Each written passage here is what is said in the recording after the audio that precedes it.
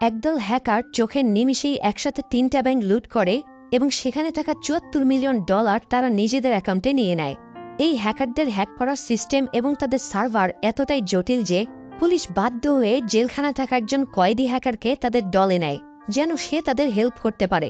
এমনকি গল্পের শেষ দিকে এমন সব টুইস্ট আর ট্র্যাজেডি আছে যা দেখে আপনি অবাক হয়ে যাবেন। আর এই দুর্দান্ত গল্পটা মূলত নেটফ্লিক্সের জনপ্রিয় একটি মুভি ব্ল্যাক হ্যাটের। তো চলুন শুরু করা যাক। মুভির শুরুতে আমরা হংকংয়ের একটি নিউক্লিয়ার পাওয়ার স্টেশন দেখতে পাই। সেখানে দেখা যায় পাওয়ার প্ল্যান্টের কোর সিস্টেম কেউ একজন হ্যাক করে ফেলেছে এবং সেখানকার সবগুলো কুলিং ফ্যান বন্ধ করে দিয়েছে, যার ফলে পাওয়ার স্টেশন প্রচণ্ডভাবে উত্তপ্ত হয়ে বড়সড় একটা বিস্ফোরণ ঘটে। বিস্ফোরণে অনেক মানুষ মারা যায় এবং বেশ কয়েকজন আহত হয়। তো টেলিভিশন চ্যানেলগুলোতে যখন এই বিষয়ে নিউজ হচ্ছিল, তখনই আমরা পুলিশের সাইবার সিকিউরিটি এজেন্ট চেনকে দেখতে পাই। চেন এই বিস্ফোরণের বিষয় নিয়ে তার সিনিয়র অফিসারদের সাথে মিটিং করছিল। সে তখন সবাইকে বলে এই পাওয়ার প্ল্যান্টের সিস্টেমটি কেউ একজন হ্যাক করেছিল। হ্যাকার র্যাট নামের এক ধরনের ম্যালওয়্যার সফটওয়্যার ইউজ করেছে, যেটা অনেক দূর থেকেও কন্ট্রোল করা যায়। তবে এই ম্যালওয়্যার ইন্টারনেটের মাধ্যমে কেউ সিস্টেমে ঢুকতে পারার কথা না। সেক্ষেত্রে নিশ্চয়ই কেউ এই পাওয়ার প্ল্যান্টে এসে নিজে থেকে ম্যালওয়্যার পুশ করেছে। তাই আমাদের এখন তাকেই খুঁজে বের করতে হবে। তবে এখানে অবাক করা বিষয় হলো, হ্যাকাররা কারো কাছে কোনো টাকা দাবি করেনি বা নির্দিষ্ট কাউকে মারতেও চায়নি। তার মানে তাদের হয়তো অন্য কোনো মতলব আছে। অন্যদিকে আমেরিকার একটা জেলখানায় আমরা এই মুভির অন্যতম প্রধান ক্যারেক্টার নিককে দেখতে পাই। নিকের কাছে একটা ফোন দেখে জেলখানার অফিসাররা তাকে সেল থেকে বের করে ইনকোয়ারি করে। যেহেতু নিক একজন হ্যাকার, তাই তারা ভেবেছিল নিক হয়তো এই হ্যাকিংয়ের ঘটনার সাথে জড়িত। কিন্তু নিকের কাছে তেমন কিছু না পেয়ে তারা নিককে আবার সেলে রেখে আসে। সিন শিফট হয়ে আমরা আবার চায়নার সাইবার সিকিউরিটি অফিসের দৃশ্য দেখতে পাই। সেখানে ক্যারল এবং হেনরি নামের দুইজনকে দেখা যায়, তারা চেনের বিষয় নিয়ে আলোচনা করছিল। চেন আমেরিকার সবথেকে বড় ইউনিভার্সিটি MIT থেকে কম্পিউটার সায়েন্সে গ্র্যাজুয়েশন করেছে। এমনকি তার বোন লিওনও একজন MIT গ্র্যাজুয়েট নেটওয়ার্ক ইঞ্জিনিয়ার। যাই হোক, চেন তখন তার বাসায় বসে হ্যাকারদের রান করা কোড দেখছিল। তখন সে সেখানে পরিচিত কিছু কোড দেখে একটু শকড হয়ে যায়। এরপর সে তার বোন লিয়েনের সাথে দেখা করে তাকে বলে, আমি যখন MIT-তে পড়েছিলাম তখন আমি আর আমার বন্ধু মিলে কিছু হ্যাকিংয়ের কোড লিখেছিলাম। এই হ্যাকাররা সেই কোডগুলো ইউজ করেছে, তাই এই বিষয় নিয়ে ইনভেস্টিগেট করার জন্য তোমার হেল্প লাগবে। এদিকে পরদিন সয় নামের একটা মানি ট্রেডিং কোম্পানিতেও হ্যাকাররা সাইবার অ্যাটাক করে। এটা নিয়ে পরদিন সাইবার সিকিউরিটি অফিসে মিটিং বসলে ড্যানিয়েল নামের একজন সবাইকে বলে যে এখানে 2 ধরনের কোড দিয়ে হ্যাকিংটা করা হয়েছে। প্রথমে কেউ একজন সিস্টেমের র্যাট ম্যালওয়্যার পুশ করেছে, তারপর পরবর্তীতে এই র্যাটের মাধ্যমে পেলোড নামের আরেকটি ম্যালওয়্যার পুশ করা হয়েছে। কিন্তু কোডগুলো দেখে মনে হচ্ছে যে 2টা কোড ভিন্ন 2জন মানুষ লিখেছে, আর র্যাট ম্যালওয়্যারটা অনেক পুরনো। চেন তখন ক্যারল এবং হেনরিকে আলাদা ডেকে নিয়ে গিয়ে বলে, হ্যাকাররা আমার লেখা কোড ইউজ করেই হ্যাক করেছে। যখন এই কোডটি লিখেছে তখন আমার সাথে নিক নামের আমার এক বন্ধুও ছিল। নিক হ্যাকিং সম্পর্কে আমার থেকে বেশি অভিজ্ঞ। এই কেসে তার সাহায্য লাগবে আমাদের। কিন্তু ক্যারল বা হেনরি কেউই চেনের কথা মানতে চায় না। এর পরদিনই ক্যারল আবার একটা চুরির রিপোর্ট নিয়ে চেনের কাছে আসে। সে চেনকে বলে হ্যাকাররা আবারও 4টা ব্যাংকে অ্যাটাক করে মোট $46 মিলিয়ন চুরি করেছে। তারা এবার ফাইন্যান্সিয়াল মার্কেটগুলোর দিকেও এগোচ্ছে। আমাদের যত দ্রুত সম্ভব এদের ধরা উচিত। চেন তখন আবারও তার বন্ধু নিকের কথা বলে। ক্যারল এবার চেনের কথা রাজি হয় এবং নিককে ছাড়িয়ে আনতে লোক পাঠায়। তবে নিক তাদের সাথে কাজ করার জন্য একটা শর্ত দেয়। সে সেই লোককে বলে, আমি তোমাদের সাথে কাজ করতে রাজি আছি, তবে তার বিনিময়ে আমার সব শাস্তি মাফ করে আমাকে জেল থেকে বের করতে হবে। উত্তরে সেই লোকটি বলে, তুমি যদি হ্যাকারকে ধরতে পারো তাহলেই কেবল তোমার শর্ত মানা হবে। যাই হোক, মার্ক নামের একজন লোকের সাথে নিক জেলখানা থেকে বের হয়ে আসে এবং চেন আর ক্যারলের সাথে দেখা করে। চেনের সাথে তার বোনও সেখানে ছিল। তো তারা যখন প্লেনে করে চায়নার দিকে যাচ্ছিল, তখন চেন নিকের সাথে হ্যাকারদের ইউজ করা সেই কোডগুলো নিয়ে কথা বলতে থাকে। নিকের হাতে ল্যাপটপ দেখে ক্যারল একটু ক্ষেপে যায়, কারণ সে এখনও নিককে বিশ্বাস করতে পারছিল না। তখন চেন এবং লিয়েন মিলে ক্যারলকে বুঝায় যে তার কাজের জন্য তাকে ল্যাপটপ ধরতেই হবে। তো তারা যখন সয় নামে সেই মানি ট্রেডিং কোম্পানিতে পৌঁছে হ্যাকারদের ইউজ করা কোড অ্যানালাইসিস করতে থাকে, তখন নিক তাদের বলে কেউ একজন এখানে ফিজিক্যালি এসে রেড ভাইরাস ইনপুট করে গিয়েছে। এরপর সেই ভাইরাসের মাধ্যমে অন্য ভাইরাস ইনপুট করা হয়েছে। এটা শুনে ক্যারল সেই কোম্পানির ম্যানেজারকে জিজ্ঞেস করে, রিসেন্টলি তোমাদের কোম্পানিতে এমন কেউ জয়েন করেছিল কিনা যে বেশি দিন কাজ করেনি? ম্যানেজার তখন বলে, লজানো নামের একজন আমাদের কোম্পানিতে জয়েন করেছিল, কিন্তু তার মা মারা যাওয়ায় সে চাকরি ছেড়ে চলে যায়। তার কাছে সিস্টেমের অ্যাক্সেসও ছিল। এটা শুনে ক্যারল বুঝে যায় যে লজানো এখানে এসে ভাইরাস ইনপুট করেছে। ক্যারল তখন সেখানকার সিসিটিভি ফুটেজ চেক করে এবং সেই সূত্র ধরে হেনরির কাছ থেকে লজানো সম্পর্কে আরও কিছু তথ্য নেয়। নিক সবাইকে বলে এই হ্যাকার অন্যান্যদের মতো টাকার জন্য হ্যাকিং করছে না, তার টার্গেট অন্য কিছু। আমাদের যত দ্রুত সম্ভব লজানোর সাথে দেখা করে তার কাছ থেকে তথ্য উদ্ধার করা দরকার। প্ল্যান অনুযায়ী নিক আর লিয়েন মার্ককে সাথে নিয়ে লজানোর লোকেশনে যায়। পথে মার্ক নিকের পায়ে একটা ট্র্যাকার সেট করে দেয় যাতে করে সে পালিয়ে যেতে না পারে। তো লজানোর ফ্ল্যাটে পৌঁছে তারা দেখে লজানো নিজের শরীরে ইঞ্জেকশন পুশ করে সুইসাইড করেছে। তারা লজানোর রুম চেক করে সেখানে বেশ কিছু হ্যাকিং টুল পায়। নিক লজানোর কম্পিউটার চেক করে দেখে সেখানে সে কারোর সাথে চ্যাট করেছিল। তো নিক তখন লজানোর আইডি থেকে সেই লোককে মেসেজ করে এবং একটা রেস্টুরেন্টে মিট করতে বলে। অন্যদিকে ক্যারল এবং চেন 6 নামে সেই কোম্পানির মালিক গ্যারির সাথে দেখা করে। ক্যারল তাকে বলে, তোমার কোম্পানিতে যারা যারা ট্রেডিং করছে তাদের সবার ডেটা আমাদের লাগবে। আমরা দেখব এখান থেকে কোনো সূত্র খুঁজে পাওয়া যায় কিনা। কিন্তু গ্যারি তাদের ডেটা দিতে অস্বীকৃতি জানালে ক্যারল গ্যারির কিছু পুরনো তথ্য তুলে তাকে ব্ল্যাকমেল করতে থাকে। বাধ্য হয়ে গ্যারি তখন তাদের ডেটা দিতে রাজি হয়। এদিকে নিক আর লিয়েন হ্যাকারদের বলা সেই লোকেশনে বসে অপেক্ষা করতে থাকে। সেখানে বসে লিয়েন নিককে জিজ্ঞেস করে, তুমি জেলখানায় কেন আটকে আছো? উত্তরে নিক বলে, এমআইটিতে থাকাকালীন একটা বারে কিছু ছেলের সাথে আমার ফাইট হয়ে যায়। এর জন্য আমাকে 18 মাস জেল খাটতে হয়েছিল। আর জেলে থাকার কারণে আমার গ্র্যাজুয়েশন মিস হয়ে যায়, যার ফলে আমি কোনো চাকরি পাচ্ছিলাম না। তাই বাধ্য হয়ে আমি হ্যাকিংয়ের মাধ্যমে ব্যাংক ডাকাতি শুরু করি। এর জন্য পুলিশ আমাকে আবার ধরে ফেলে এবং আমার 13 বছরের শাস্তি হয়। তো কথা বলতে বলতে নিক খেয়াল করে তারা এখানে অনেকক্ষণ ধরে বসে আছে, কিন্তু এখনও কেউ তাদের সাথে দেখা করতে আসেনি। এটা নিয়ে নিকের একটু সন্দেহ হয়। সে রেস্টুরেন্টের পিছনের কেবিনে গিয়ে দেখে সেখানে একটা মোশন সেন্সর্ড ক্যামেরা মনিটর লাগানো আছে। নিক বুঝে যায় হ্যাকাররা ঠিকই এখানে এসেছিল এবং তারা এতক্ষণ নিকদের উপর নজর রেখেছে। নিক তখন সেখানে থাকা কম্পিউটার দিয়ে হ্যাকারদের বসের সাথে কথা বলে, কিন্তু হ্যাকারদের বস নিককে গালি দিয়ে ডিসকানেক্ট হয়ে যায়।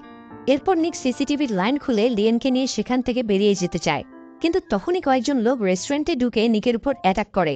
নিক তাদের সবাইকে মেরে লিয়েনকে নিয়ে সেখান থেকে বের হয়ে আসে। অন্যদিকে চেন আর ক্যারল যখন 6 কোম্পানির ট্রেডার্সদের ডেটা চেক করছিল, তখন তারা দেখে যে সেখান থেকে একই সময় 3টি ব্যাংকে মোট $74 বিলিয়ন ট্রান্সফার করা হয়েছে, আর 3টি ব্যাংকই হংকংয়ে অবস্থিত। রাতে যখন নিক চেনের সাথে কথা বলে, তখন সে চেনকে বলে, হ্যাকাররা লজানোকে ইউজ করেছে আমাদের পরিচয় জানতে। তাই আমাদের এই ক্লু ফলো না করে বরং টাকার ক্লু ফলো করা উচিত, তাহলে আমরা আরও তাড়াতাড়ি হ্যাকারদের কাছে পৌঁছাতে পারব। চেন তখন নিকের ফোন দিয়ে তার বোন লিয়েনের সাথে কথা বলে এবং পরদিন সকালে তাকে হংকংয়ে থাকতে বলে। তো লিয়েন আর নিক যখন পরদিন হংকং যাওয়া নিয়ে কথা বলছিল, তখন কথা বলতে বলতেই তারা ঘনিষ্ঠ হয়ে যায়। আসলে নিক এবং লিয়েন শুরু থেকেই একে অপরকে পছন্দ করত। যাই হোক, পরদিন সবাই হংকং পৌঁছে দেখে সেখানে আরও একটা নিউক্লিয়ার পাওয়ার প্ল্যান্ট ব্লাস্ট হয়েছে। তারা পাওয়ার প্ল্যান্টের স্টাফদের সাথে কথা বলে জিজ্ঞেস করে, হ্যাকার যখন হ্যাক করে পাওয়ার প্ল্যান্ট ব্লাস্ট করেছে তখন কোনো টাকা দাবি করেছে কিনা। পাওয়ার প্ল্যান্টের স্টাফরা না বললে লিয়েন বলে, যখন একটা মেশিন অফ হয়ে যায় তখন সেটা ইনস্ট্যান্ট মেমোরি সেভ করে রাখে, সেটা চেক করলে হয়তো হ্যাকারের রিয়েল আইপি পাওয়া যেতে পারে। উত্তরে পাওয়ার প্ল্যান্টের স্টাফ বলে, মেমোরি আমাদের সার্ভার রুমে আছে, কিন্তু পুরো জায়গাটা এতটাই গরম হয়ে আছে যে আমরা চাইলেও সেখানে ঢুকতে পারবো না। এরপর নিক, চেন আর মার্ক মিলে সেখানে ট্রাঙ্ক নামের এক পরিচিত পুলিশ অফিসারের সাথে দেখা করে। পুলিশ অফিসার তাদের জানায় সে কিছুদিন ধরেই হ্যাকারদের ট্র্যাক করার চেষ্টা করছে। হ্যাকাররা 3টা আলাদা আলাদা রুট দিয়ে যাতায়াত করে, তবে কখনোই একজন আরেকজনের সাথে দেখা করে না। নিক তখন 3টা রুট একসাথে ওপেন করে দেখে রুটগুলো একটা জায়গায় মিলিত হয়েছে। নিক বলে, আমাদের এই জায়গার আশেপাশেই খোঁজ নেওয়া দরকার। প্ল্যান অনুযায়ী তারা ট্রাঙ্ককে নিয়ে নির্দিষ্ট এলাকায় যায়। সেখানে তারা একটা পিকআপ ভ্যান দেখতে পায়। সেটাতে তল্লাশি চালিয়ে জানতে পারে পুলিশের একটা দল সেখানে একটা ইনভেস্টিগেশন চালাচ্ছে। কাসার নামের এক লোক প্রতিদিন সেখানে একটা রেস্টুরেন্টে বসে কারোর জন্য অপেক্ষা করে। সে কোনো একজনকে মেসেজ করে সেখান থেকে চলে যায়, কিন্তু কারোর সাথে সে দেখা করে না। এটা শুনে নিকের সন্দেহ আরও বেড়ে যায়। সে ভাবে হয়তো কেউ একজন নির্দিষ্ট সময়ে শর্ট রেঞ্জ রাউটার ব্যবহার করে কাসারের সাথে যোগাযোগ করছে। তাই তারা সেই রেস্টুরেন্টের পাশে গিয়ে অপেক্ষা করতে থাকে, কিন্তু অনেকক্ষণ হয়ে যাওয়ার পরেও সেখানে সন্দেহজনক কিছু না দেখে নিক ট্রাঙ্কের ফোন নিয়ে সেখানকার ওয়াইফাই সিগন্যাল চেক করে। সিগন্যাল ফলো করে নিক সেখান থেকে একটা শর্ট রেঞ্জ রাউটার উদ্ধার করে। ভ্যানে ফিরে নিক সবাইকে বলে কাসার রেস্টুরেন্টে বসে কাউকেই মেসেজ পাঠাতো না, সে মূলত কোড লিখে এই রাউটারে পাঠাতো। আর যখনই তার দলের লোকেরা এই রাউটারের পাশ দিয়ে যেত তখন তারা এটার মাধ্যমে কোড রিসিভ করত এবং সেগুলো পড়ে সাথে সাথেই ডিলিট করে দিত। ক্যারল তখন বলে, আমরা তাহলে কাসারকে দূরে ওর মাধ্যমে বাকিদের খুঁজে বের করি। কিন্তু চেন তার প্রস্তাব না করে দিয়ে বলে ওকে ধরলে ও কিছুই বলবে না, আমরা বরং ওকে ফলো করতে থাকি, সময় বুঝে ওর কাছ থেকে সব উদ্ধার করা যাবে। সিন শিফট হয়ে দেখা যায় পরদিন সকালে পুলিশের একটা ইউনিট ছাদ থেকে কাসারের উপর নজর রাখতে থাকে, কিন্তু দূরবীনের রিফ্লেকশনে কাসার তাদের উপস্থিতি টের পেয়ে যায়। অন্যদিকে চেনরা হংকংয়ের সেই 3টা ব্যাংকের উপর নজর রাখছিল। তারা দেখতে পায় যে 3টা ব্যাংক থেকে একই সাথে টাকা ট্রান্সফার করা হচ্ছে। খবর পেয়ে চেন যখন লিয়েনকে ডাকতে যায় তখন সে নিককে লিয়েনের সাথে দেখে ফেলে। যাই হোক, টাকা ট্রান্সফারের লোকেশন ট্র্যাক করে তারা দেখে যে চায়নার একটা ক্যাসিনো থেকে তারা টাকা ক্যাশ আপ করছে। চেন তখন সবাইকে দুটো দলে ভাগ করে দেয়। সে নিককে নিয়ে হেলিকপ্টারে করে কাসারের লোকেশনে যেতে থাকে। যাওয়ার পথে সে নিকের সাথে তার বোনের রিলেশন নিয়ে কথা বলে। সে নিককে বলে, তুমি যদি হ্যাকারকে ধরতে না পারো তাহলে আরো 9 বছর তোমাকে জেলে থাকতে হবে। এটা আমার বোনের জন্য ভালো কোনো খবর নয়। অন্যদিকে পুলিশের একটা দল আগে থেকেই কাসারের লোকেশনে যায়। তারা সেখানে গিয়ে দেখে কাসার আগের পুলিশ 2জনকে মেরে সেখান থেকে পালিয়েছে। তারা সেখানে খুঁজতে খুঁজতে একটা টানেল দেখতে পায়। তো একটা দল কাসারদের টুটতে সেই টানেলে ঢুকে পড়ে, আর চেন, নিক এবং ট্রাঙ্ক আরেকটা দল নিয়ে টানেলের এক্সিট পয়েন্টে পৌঁছে যায়। তো কাসার আর তার দল টানেলের মধ্যে সবাইকে মেরে বাইরে চলে আসলে চেনের দল তার উপর গুলি করতে শুরু করে। কাসাররাও তখন ফাইট ব্যাক করে। এক পর্যায়ে একটা গুলি এসে ট্রাঙ্কের গায়ে লাগে এবং ট্রাঙ্ক সেখানেই মারা যায়। এই সুযোগে কাসার গুলি করতে করতে পিছনে চলে যায় এবং একটা স্পিডবোটে করে নদীপথে সেখান থেকে পালিয়ে যায়। তারা নদীর মাঝখানে গিয়ে তাদের সাথে থাকা টাকার ব্যাগগুলো একটা মালবাহী জাহাজে দিয়ে দেয়। এদিকে চেন যখন মারা যাওয়া সব পুলিশের লাশ হসপিটালে পাঠাচ্ছিল তখন হংকংয়ের সেই পাওয়ার প্ল্যান্ট থেকে তার কাছে কল আসে। তারা চেনকে বলে, আমাদের সার্ভার রুম আগের তুলনায় অনেকটা ঠান্ডা হয়েছে, এখন চাইলে তোমরা ভিতরে গিয়ে মেমোরি উদ্ধার করতে পারো। কল পেয়ে চেন তার দল নিয়ে সেখানে যায়। তো তারা যখন স্যুট পরে সেখানে ঢোকার জন্য রেডি হচ্ছিল তখন পাওয়ার প্ল্যান্টের এক স্টাফ তাদেরকে বলে, ভেতরের তাপমাত্রা এখনো অনেক বেশি, তোমরা 8 মিনিটের বেশি সেখানে থাকতে পারবে না, তাই তাড়াতাড়ি কাজ করে বেরিয়ে আসবে। তো চেন আর নিক তাদের সাথে করে ওয়াং নামের একজন পাওয়ার প্ল্যান্টের স্টাফকেও নিয়ে যায়। কিন্তু তারা সার্ভার রুমে ঢোকা মাত্রই তাপমাত্রা সহ্য করতে না পেরে ওয়াং অসুস্থ হয়ে পড়ে। নিক তখন চেনকে বলে, তুমি ওয়াংকে নিয়ে বের হয়ে যাও, আমি মেমোরি নিয়ে আসছি। এটা বলে সে সেখানে তাকে একটা কুড়াল দিয়ে সার্ভারের স্টোরেজ ভেঙে ফেলে এবং ফাইনালি মেমোরি নিয়ে সেখান থেকে বের হয়ে আসে। উদ্ধার করা সেই মেমোরি চেক করে তারা দেখে মেমোরির মধ্যে থাকা কোড প্রায় অর্ধেক নষ্ট হয়ে গিয়েছে। তারা চাইলেও এখন সেই কোড উদ্ধার করতে পারবে না। নিক তখন ক্যারলকে বলে, আমি তো ব্যাংক হ্যাক করার সময় আমার কোড সব নষ্ট করে ফেলতাম, কিন্তু তোমরা কোনোভাবে সেই কোড উদ্ধার করে আমাকে খুঁজে বের করেছিলে, তাহলে কিভাবে তোমরা আমার কোড উদ্ধার করেছিলে? উত্তরে ক্যারল বলে, এনএসএ এর একটা সফটওয়্যার আছে ব্ল্যাক উইডো নামে, আমরা সেই সফটওয়্যার ব্যবহার করে তোমার কোড উদ্ধার করেছিলাম, কিন্তু আমার মনে হয় না চায়নার কেসে আমেরিকানরা সেই সফটওয়্যার ব্যবহার করতে দিবে, তবু আমি চেষ্টা করে দেখব। এরপর ক্যারল রিস নামের একজন এনএসএ এজেন্টকে কল দিয়ে সফটওয়্যারের অ্যাক্সেস চাইলে রিস ক্যারলকে না করে দেয়। এদিকে ব্ল্যাক উইডো ছাড়া তো হ্যাকারদের কোড উদ্ধার করা সম্ভব না। নিক তখন বলে, আমি শ্যাডো লিঙ্ক ইউজ করে সফটওয়্যারের অ্যাক্সেস নিতে পারবো। নিকের কথা শুনে ক্যারল একটু শকড হয়ে যায়। সে নিককে বলে, তুমি জানো এটা কত বড় ঝুঁকির কাজ? এনএসএ এর লোকেরা জানতে পারলে তোমাকে ইনস্ট্যান্ট ধরে নিয়ে যাবে। উত্তরে নিক বলে, এটা ছাড়া আমাদের কোনো ওয়ে নেই, তুমি আমাকে রিচার্ড সিনিয়র অফিসারের নাম বলো, আমি তার নাম ব্যবহার করে লগ ইন করবো, আর আমি যখন লগ ইন করবো তখন তোমরা সবাই বাইরে চলে যাবে, যাতে এই অপরাধের সাথে তোমাদের নাম জড়িত না হয়। তো সবাই বাইরে চলে গেলেও লিয়েন নিকের সাথে থেকে যায়। নিক রিচার্ড সিনিয়র অফিসারের নাম ব্যবহার করে ব্ল্যাক উইডোর পাসওয়ার্ড চেঞ্জের কমান্ড দেয়। রিস পাসওয়ার্ড চেঞ্জ করা মাত্রই নতুন পাসওয়ার্ড নিকের কাছে চলে আসে। এরপর সে সফটওয়্যারে লগ ইন করে হ্যাকারের আইপি অ্যাড্রেস উদ্ধার করতে দেয়। এদিকে চেন যখন সবাইকে নিয়ে বাইরে একটা রেস্টুরেন্টে অপেক্ষা করছিল তখন হ্যাকারদের দলের এক লোক চেনের গাড়িতে একটা লোকেশন ট্র্যাকার অ্যাড করে দিয়ে যায়। যাই হোক, আইপি উদ্ধার হওয়ার পরে তারা দেখে হ্যাকারদের লোকেশন জাকার্তার একটা শহরে, তবে হ্যাকারের সাইট অনেক বেশি সিকিউর হওয়ায় তারা সেটার অ্যাক্সেস নিতে পারে না। লিয়েন হ্যাকারের ট্রানজেকশন আইডি চেক করে দেখে সে একটা স্যাটেলাইট কোম্পানিতে কয়েক দফা পেমেন্ট করে মালয়েশিয়ার একটা পোর্টের লোকেশন নিয়েছে। নিক তখন একটু কনফিউজড হয়ে যায় যে কেন হ্যাকাররা একটা পোর্টের লোকেশন নেবে। এদিকে নিক যে ব্ল্যাক উইডো সফটওয়্যার ব্যবহার করেছে সেটা এনএসএ এর লোকেরা জানতে পেরে যায়। তারা চেনের সিনিয়র অফিসারদের এই নিয়ে রিপোর্ট করলে চেনের সিনিয়র অফিসার চেনকে ডেকে বলে, তোমরা অনেক বেশি রিস্ক নিয়ে ফেলেছ, আমি চাই না এনএসএ এর কাছে আমাদের নাম খারাপ হোক, তাই তুমি যত দ্রুত সম্ভব নিককে আমেরিকানদের কাছে হস্তান্তর করো এবং এই কেস তুমি নিজে সলভ করো। উপায় না দেখে চেন লিয়েনকে মেসেজ করে বলে সে যেন নিককে নিয়ে অন্য কোথাও পালিয়ে যায়। অন্যদিকে ব্ল্যাক উইডোতে লগ ইনের ব্যাপারে হেনরিও ক্যারলকে ফোন দিয়ে রাগারাগি করতে থাকে। সে বলে নিককে কোনোভাবেই আর এই কেসে রাখা যাবে না। তো মার্ক তখন ক্যারলের সাথে এসে দেখা করে এবং নিককে খোঁজার জন্য বের হয়। কিন্তু মার্ক খেয়াল করে নিক তার পায়ের লোকেশন ট্র্যাকারের আপডেট টাইম চেঞ্জ করে দিয়েছে, তাই এখন সেটা দিনে একবার করে লোকেশন আপডেট দিবে। মার্ক আপডেট টাইম চেঞ্জ করে গাড়ি নিয়ে ক্যারলের সাথে বেরিয়ে পড়ে। অন্যদিকে চেন একটা সিক্রেট লোকেশনে লিয়েন এবং নিকের সাথে দেখা করে। সে নিককে বলে, আমি তোমাকে এখন আমেরিকানদের কাছে হস্তান্তর করতে চাচ্ছি না, কিন্তু ক্যারল আর মার্ক ঠিকই তোমাকে খুঁজতে আসবে। আমরা তাই আলাদা আলাদা হয়ে জাকার্তা যাব এবং সেইখানে মিট করব। তখন লিয়েন জিজ্ঞেস করে, আমি কার সাথে যাব? উত্তরে নিক বলে, তুমি কারোর সাথেই যাবে না। আমি এখন বলতে গেলে পলাতক আসামি, তাই আমাদের সাথে থাকা তোমার জন্য বিপজ্জনক। এটা শুনে লিয়েনের খুব মন খারাপ হয়ে যায়। সে বারবার যেতে চাইলেও নিক তাকে না করে। এতে লিয়েন রাগ করে চেনকে গাড়ির চাবি দিয়ে চলে যায়। এরপর সে বাসায় গিয়ে হ্যাকারদের ইউজ করা কোড আর আইপি অ্যাড্রেস কপি করে চেনদের সাথে আবার দেখা করে এবং তাদের সেই কোডগুলো দেয়। লিয়েন যখন কোডগুলো নিয়ে কাঁদতে কাঁদতে গাড়ি থেকে বেরিয়ে আসছিল, তখন নিক গাড়ি থেকে বের হয়ে তাকে বোঝানোর চেষ্টা করতে থাকে। এক পর্যায়ে লিয়েন বুঝতে পারে যে তাদের সাথে যাওয়া আসলেই বিপজ্জনক, তাই সে তার ভাইকে হাত নাড়িয়ে বিদায় জানায়। কিন্তু এর পরপরই কাসার সেখানে এসে একটা রকেট লঞ্চার দিয়ে চেন সহ তার গাড়ি উড়িয়ে দেয়। চোখের সামনে বাইকে মারা যেতে দেখে লিয়েন কান্নায় ভেঙে পড়ে। নিককে ট্র্যাক করতে করতে ক্যারল আর মার্কও তখন সেখানে চলে আসে। তো কাসারদের সাথে ক্যারল আর মার্কের গোলাগুলি হলে ক্যারল শুরুতেই গুলি খেয়ে মারা যায়, আর মার্ক কাসারের কয়েকজন সঙ্গীকে গুলি করে মারতে পারলেও এক পর্যায়ে সেও কাসারের গুলি খেয়ে মারা যায়। গোলাগুলি দেখে নিক লিয়েনকে নিয়ে সেখান থেকে পালিয়ে যায়। পথে লিয়েন কান্না করতে করতে বলে, আমিও তোমার সাথে যাব হ্যাকারদের ধরতে। এরপর তারা একজন মেকানিকের সাথে দেখা করে নিকের পায়ের ট্র্যাকার কেটে ফেলে, আর লিয়েন তাদের দুইজনের জন্য পাসপোর্ট রেডি করে। ট্র্যাকার কাটা হয়ে গেলে একজন লোক ব্যাগে করে সেটা নিয়ে গিয়ে একটা জাহাজের উপর ফেলে দেয়, আর নিক লিয়েনকে নিয়ে একটা প্রাইভেট জেটে করে মালয়েশিয়া চলে যায়। নির্দিষ্ট লোকেশনে পৌঁছে সেখানে একটা টিন মাইনিং ফ্যাক্টরি ছাড়া তারা আর কিছুই পায় না। নিক তখন ফ্যাক্টরির একটা মেশিন দেখে বুঝে ফেলে যে প্রায় সবগুলো টিন ফ্যাক্টরি একই ধরনের মেশিনে চলে, আর হ্যাকার মূলত সবগুলো পাওয়ার প্ল্যান্ট আর টিন মাইনিং ফ্যাক্টরি ধ্বংস করে বিশ্বব্যাপী টিনের সংকট তৈরি করতে চাইছে। সে তার চুরি করা $74 মিলিয়ন দিয়ে আগে থেকেই টিনের শেয়ার কিনে রাখবে, এতে করে সে রাতারাতি বিলিয়নার হয়ে যেতে পারবে।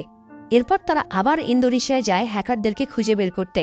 তারা প্রথমেই সেখানকার একটা মার্কেটে গিয়ে প্রয়োজনীয় কিছু জিনিসপত্র কিনে নেয়। এরপর সেখানকার একটা টিন মাইনিং মেশিনের সার্ভার অফিসের উপর গাড়ি ফেলে সেখানে একটা অ্যাক্সিডেন্টের পরিবেশ সৃষ্টি করে, এবং এটা সুযোগ দিয়ে নিক অফিসের ভিতর থেকে সব ডেটা কপি করে নিয়ে আসে। Lien money transfer history check করে দেখে যে হ্যাকার একটা লোকাল ব্যাংকে সব টাকা জমা রেখেছে, তাই তারা এখন সেই ব্যাংকটা হ্যাক করার প্ল্যান করে। প্ল্যান অনুযায়ী লিয়েন একজন ইন্টারভিউ ক্যান্ডিডেট সেজে সেই ব্যাংকে যায়। সে আগে থেকে নিজের প্রেজেন্টেশন নষ্ট করে রেখেছিল। লিয়েন সেখানকার এক লোকের কাছে গিয়ে প্রেজেন্টেশন নষ্ট হয়ে যাওয়ার কথা বলে হেল্প চায়। ব্যাংকে সেই লোক যখন লিয়েনের প্রেজেন্টেশন প্রিন্ট করে দিতে তার কাছ থেকে পেনড্রাইভ নিয়ে সিস্টেমের কম্পিউটারে ইনপুট করে, তখনই নিক ব্যাংকের সিস্টেমের অ্যাক্সেস পেয়ে যায় এবং হ্যাকারের সব টাকা নিজের অ্যাকাউন্টে ট্রান্সফার করে দেয়। এরপর নিক হ্যাকারদের বস সাদাককে মেসেজ করে। সে বলে, তুমি আমাকে না চিনলেও আমি তোমাকে চিনি। তোমার খারাপ দিন শুরু হয়ে গিয়েছে, সব ঠিক করতে চাইলে আমার নাম্বারে কল দাও। মেসেজ দিয়ে নিক অপেক্ষা করতে থাকে, আর এদিকে লিয়েন মোবাইলে তার ভাইয়ের ছবি দেখে কাঁদতে থাকে। তো মেসেজ পাঠানোর কিছুক্ষণ পরেই কাসার নিকের ফোনে কল দেয়। নিক বলে, আমি তোমার সাথে না বরং তোমার বসের সাথে কথা বলতে চাই। আমার কাছে তার $74 বিলিয়ন আছে। সে যদি কথা বলতে না চায় তবে সে তার টাকা আর ফেরত পাচ্ছে না। এটা বলে নিক ফোন রেখে দেয়। এর কিছুক্ষণ পরেই সাদাক নিককে কল দেয়। নিক তাকে বলে, আমি তোমার $74 বিলিয়ন ফেরত দিব, তবে শর্ত হলো তুমি যে টিনের শেয়ার কিনবে তার 20% আমাকে দিতে হবে। সাদাক তখন বলে, আমি আমার পার্টনারদের সাথে সরাসরি দেখা করা ছাড়া ডিল করি না। তুমি আমার সাথে পার্টনারশিপ করতে চাইলে সরাসরি আমার সাথে দেখা করো। নিক সাদাকের কথায় রাজি হয়। নিক ভালো করে জানে সাদাক তার সাথে দলবল নিয়ে আসবে, তাই সে আগে থেকে ফাইটের জন্য প্রস্তুত হয়ে নেয়। আর লিয়েন এমার্জেন্সির জন্য মেডিসিন কিনে রাখে। দলবল নিয়ে নির্দিষ্ট লোকেশনে পৌঁছে সাদাক যখন নিকের জন্য অপেক্ষা করতে থাকে, তখন লিয়েন দূরবীন দিয়ে সাদাকের দিকে নজর রাখে এবং নিককে আপডেট দেয়। নিক তখন সাদাককে কল দিয়ে বলে, আমি শুধু তোমাকে আর কাসারকে আসতে বলেছিলাম, কিন্তু তুমি তো দলবল নিয়ে এসেছো, তাই আমি লোকেশন চেঞ্জ করছি। তুমি যদি আমার সাথে দেখা করতে চাও তাহলে কাছেই একটা মেলা চলছে, সেখানে চলে আসো। এবার তোমার সাথে যেন কাসার ছাড়া আর কেউই না আসে। তো কথা মতো সাদাক তার দলকে দূরে রেখে শুধু কাসারকে নিয়ে মেলার মধ্যে ঢুকে পড়ে। এদিকে নিক ও সাদাকদের দেখতে পায় এবং তাদের পিছু নেয়, কিন্তু কাসার নিকের উপস্থিতি টের পেয়ে যায় এবং তাকে গান পয়েন্টে নিয়ে নেয়। গান পয়েন্টে নিয়ে কাসার যখন নিককে চেক করছিল, তখনই সুযোগ বুঝে নিক তার হাতের সাথে বেঁধে রাখা স্ক্রুড্রাইভার বের করে কাসারের মাথায় ঢুকিয়ে দেয়। কাসারকে মারা যেতে দেখে সাদাক একটু হতাশ হয়ে যায়। সে নিককে বলে, তুমি কি ভেবেছিলে কাসার মারা যাওয়ায় আমি কান্না করব?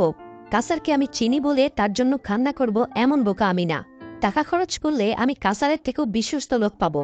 পৃথিবীতে টাকা দিলে সবই পাওয়া সম্ভব। কথা বলার মাঝে নিক সাদাককে গান পয়েন্টে নিয়ে নেয়।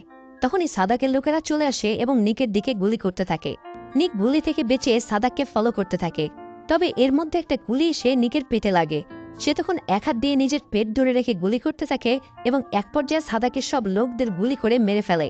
উপায় না দেখে সাদাক তখন নিজের হাতে থাকা ছুরি দিয়ে নিককে মারতে আসে, কিন্তু ফাইটে সে নিকের সাথে পেরে ওঠে না।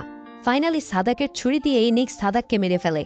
আহত নিককে বাঁচাতে লিয়েন সেখানে দৌড়ে চলে আসে এবং গাড়িতে করে তাকে সেখান থেকে দূরে নিয়ে যায়। এরপর আগে থেকে কিনে রাখা মেডিসিন দিয়ে লিয়েন নিকের ট্রিটমেন্ট করে। মোটামুটি সুস্থ হয়ে নিক জাকার্তার একটা বুথ থেকে কিছু টাকা তুলে লিয়েনকে নিয়ে আবার আমেরিকার উদ্দেশ্যে রওনা হয়। বুথের স্ক্রিনে দেখা যায় নিকের অ্যাকাউন্টে এখনও $46 মিলিয়ন রয়ে গিয়েছে। আর এই দৃশ্যের মধ্য দিয়ে মুভিটি এখানেই শেষ হয়ে যায়।